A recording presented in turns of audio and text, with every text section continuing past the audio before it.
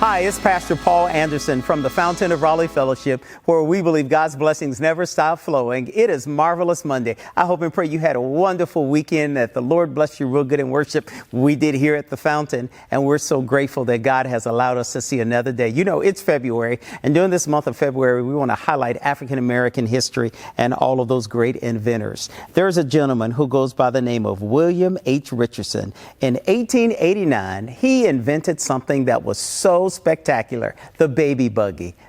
Every time you see a baby buggy, you got to thank Richardson for the great work that he's done.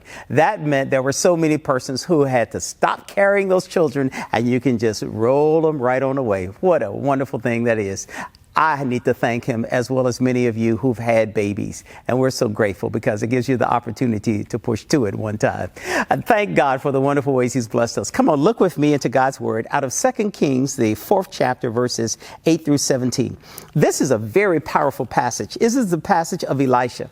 Elisha is this prophet, this man of God, that God has blessed him in such a powerful way that God uses him to give forth the great prophetic words and to do great miracles in the eyes of those who do not believe in God, that they will start to believe in God, and those who believe in God, that their faith will be assured. This text lets us see, and it lets us help us to understand that, first of all, it talks about Elisha had a woman who was actively involved in the ministry that God had called him into, and she was a wealthy woman.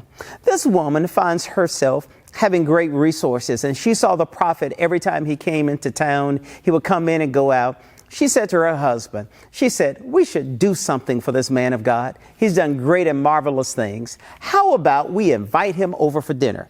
So she invites him over to eat, and she says, every time you're coming this way, please stop at our house. We have something for you to eat. Oh boy, the Baptist preacher in me can identify with that. I don't know about you, but I remember early in my pastorate, when I pastored in the rural, there would be persons on every Sunday that we had worship service. I would eat at someone's house. What a great time of fellowship and building relationship. The part about this passage is very interesting because he talks about there's this wealthy woman.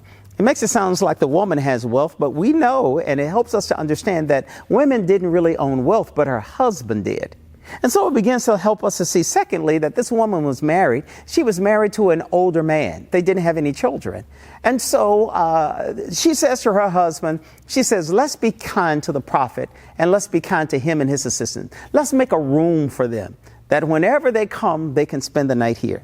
And so she does this. They even build a small room on the roof of their house. Now, you got to understand, when it says the roof of a house, many people had houses in their days that were built right next to the city's wall.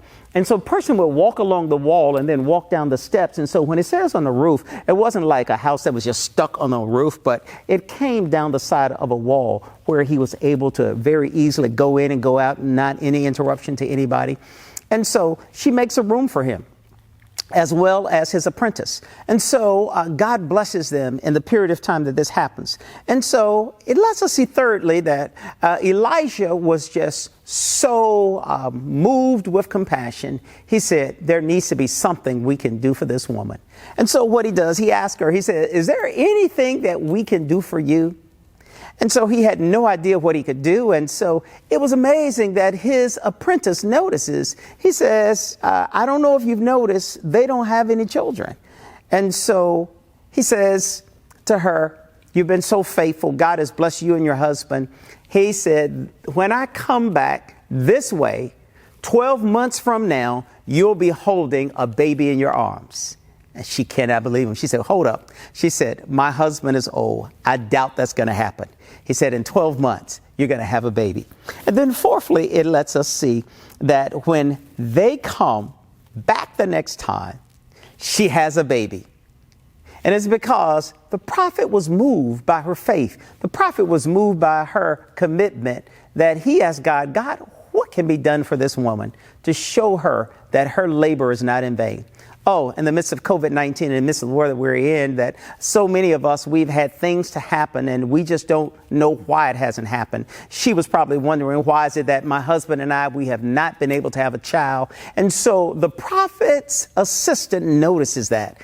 And it lets us see that sometimes the assistant can see more than the prophet does. He notices those little things that might not be noticed, but because it was his job to check things out, he noticed there's not the sound of a child. And so God blesses them. They have a child.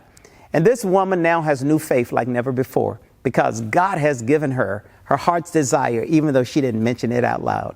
That's a text. That's a story for all of us, that God knows your heart's desire. You might not even ever say it out loud, but all you got to do is hope and pray that change is going to come. And then you can say, that was then, this is now. People have done that challenge of then and now. I could only imagine if she had the challenge in her day, she wouldn't have a baby buggy. She wouldn't have a child to carry. But now she does. My brothers and sisters, God wants to do the now for you in your life. God bless you, and I'll see you on tomorrow. To sow a seed to the Fountain of Raleigh Fellowship, visit our newly redesigned website, thefountainofraleigh.org, and select Sow a Seed from the homepage. Also, giving has been made easier with the new Fountain of Raleigh app, available now in the Apple App Store and Google Play Store.